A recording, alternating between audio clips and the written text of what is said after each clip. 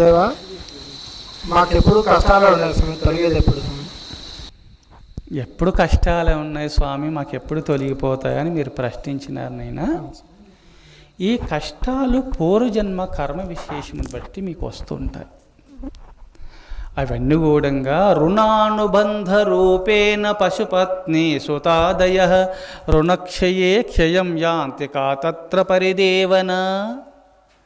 పశుపత్ని సుతాదయ అనగా భార్య, భర్తలు, పిల్లలు, పశువులు, పాడి పంటలు, సౌధములు, నానా విధములైన సిరి సంపదలు కూడా అన్ని కూడా సుఖము కానీ దుఃఖము కానీ రుణానుబంధ రూపేణ పశుపత్ని సుతాదయ, రుణాను బట్టి పూర్వజన్మ చేసిన కర్మను బట్టి ఈ జన్మలో నీకు అవి ప్రాప్తిస్తూ ఉంటాయి, అవి తప్పవు. మరి అవి పోవాలా? పూర్వజన్మల కర్మ చేసిన, ఏదో పాపము చేసిన, ఆ పాప ఫలితమే ఈ జన్మలో పరమ దుఃఖము, అది పోవాలా? ఆ దుఃఖము పోవాలా నువ్వు ప్రశ్నించినావు. పూర్వజన్మ కర్మను బట్టే ఇవి మనకు ప్రాప్తిస్తాయి. మరి పూర్వజన్మలో కర్మ చేసిన, దుష్కర్మలు చేసి ఆ పాప ఫలితాన్ని ఈ జన్మలో దుఃఖాన్ని అనుభవిస్తున్నాము. ఆ దుఃఖము పోవాలా, మాకు సుఖం రావాలా నువ్వు నాకు ప్రశ్నించినావు నన్ను. అందుకోసమే రుణానుబంధ రూపేణ పశుపత్ని సుతాదయ రుణక్షయే క్షయం యాంతి కాతత్ర పరిదేవన. రుణక్షయే క్షయం యాంతి కాతత్ర పరిదేవన.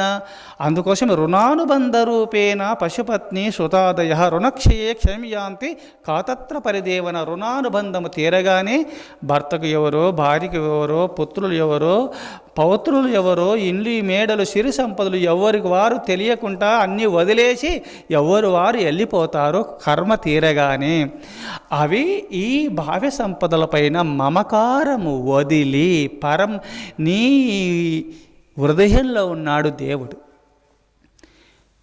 ఈశ్వర సర్వభూతానా హృదయేర్జున తిష్టతి బ్రాహ్మయన్ సర్వభూతాని యంత్రారూఢాని మాయయా.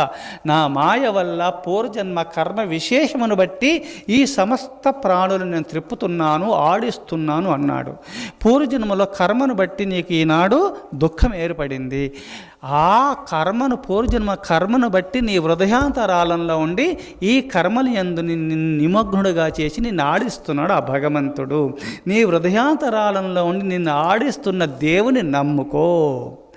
ఆ భగవంతుని 4 గంటలు మధుమాంసాలు, జూదము, పానము, వ్యభిచారము, జీవహింసలు మానేసి, దుష్కర్మలు మానేసి మీరు కర్తవ్య కర్మలు, సత్కర్మలు చేస్తూ 4 గంటలకు 3 గంటలకు ముందుగానే లేచి సూర్యోదయం కన్నా ముందే, సూర్యుడు ఉదయించక ముందే మీరు కూడా జపధ్యాన పారాయణాదులు, భగవద్గీతాది గ్రంథములు పఠిస్తూ పారాయణ చేస్తూ గురుదేవులు ఇచ్చినటువంటి మంత్రాన్ని ప్రతిరోజు 5000కు తక్కువ లేకుండా మీరు జపం చేసుకోండి. జపతో నాస్తి పాతకం, కృషితో నాస్తి దుర్భిక్షం, జపతో నాస్తి పాతకం, మౌనేన కలహో నాస్తి జాగ్రత్తతో భయం. జపతో నాస్తి పాతకం, జపం చేస్తున్నటువంటి పాపం ఉండదు. పూర్వజన్మలు చేసిన పాపము దుఃఖ రూపంలో నువ్వు అనుభవిస్తున్నావు. కావున ఆ గురుదేవుని దగ్గర ఉపదేశం తీసుకొని ఎప్పుడు జపం చేసినందువల్ల, ఆ పాపరాశులు తొలగిపోయినందువల్ల, అప్పుడు ఆ పరమేశ్వరుని జపించినందువల్ల అమోఘమైన పుణ్యం ఏర్పడుతుంది. ఆ పుణ్యమే మీ సంకల్ప రూపంలో పరిణమిడుతుంది. మీరు అనుకునే అన్నీ సిద్ధిస్తాయి. అందుకోసమే ప్రతిరోజు 5000కు తక్కువ లేకుండా గురుదేవులు ఇచ్చినటువంటి మంత్రజపమును జపము చేసుకుంటూ సదాచార సంపన్నుడివి ఆ సర్వేశ్వరుని ధ్యానం చేసుకొనైనా నీకు తప్పకుండా పూర్వజన్మల కర్మ ఉండొచ్చు. ఆ కర్మను ఈ జన్మలో దుఃఖాన్ని అనుభవించేది ఉంది. అయినప్పటికైనా పురుష ప్రయత్నము, దైవ చింతన చేస్తూ ధర్మాచరణ కలగడమే పురుష ప్రయత్నం. ఇట్టి పురుష ప్రయత్నం వల్ల పూర్వజన్మలో చేసిన పాపరాశులు, చెత్త చెదారం అంతా తగలబడిపోతాయి. ఆ చెత్త జ్ఞానాగ్ని దగ్ధ కర్మాణం, జ్ఞానాగ్ని వల్ల సమస్త కర్మలు నశిస్తాయి. గురుదేవుల దగ్గరికి వెళ్ళి ఆ జ్ఞానాగ్ని నీలో జ్ఞానమున జ్యోతి వికసించాలంటే గురుదేవులు వెలిగిస్తారు.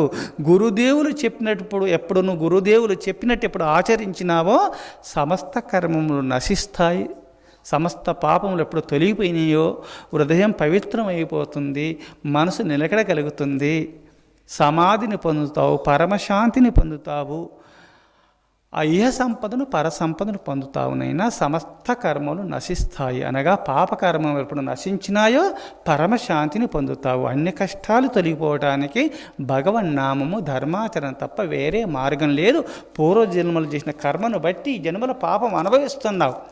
అట్టి కర్మలు తొలగిపోవాలంటే పురుష ప్రయత్నం వల్ల ఓ రామచంద్ర యోగ వాసిష్టంలో శ్రీరామచంద్రుకు వశిష్ఠ యోగీంద్రుల వారు చెప్తాడు, ఓ శ్రీరామచంద్ర పురుష ప్రయత్నం వల్ల మేరు పర్వతమును మింగిగూడంగా మేరు పర్వతమును మింగి జీర్ణం చేసుకుని దివ్యత్వము ప్రాప్తిస్తుంది. పురుష ప్రయత్నం వల్ల అన్ని అసాధ్యములు సుసాధ్యములు కాగలవు రామ, నువ్వు పురుష ప్రయత్నము చెయ్యము, నువ్వు దుఃఖించవద్దు అని యోగ వాసిష్టంలో శ్రీరామచంద్రునికి ఉపదేశం చేస్తాడు వశిష్ఠ యోగీంద్రుల వారు. అందుకోసమే దుఃఖముందని మీరు ఏడుస్తూ కూర్చోకండి. ఆ దుఃఖమును తొలగించి ఆ సర్వేశ్వరుని ప్రార్థించండి, పురుష ప్రయత్నం చేయండి, సన్మార్గ ప్రవర్తకుడై నువ్వు విహరించు, ఎప్పుడు పరమాత్మ చింతన చేసుకో, తప్పకుండా సమస్త దుఃఖములు మీరు తొలగిపోయి మీరు పరమశాంతిని పొందుతారనైనా. నీ సందేహ నివృత్తి అయింది కదా. శుభం భూయాత్. ఓం నమః శివాయ.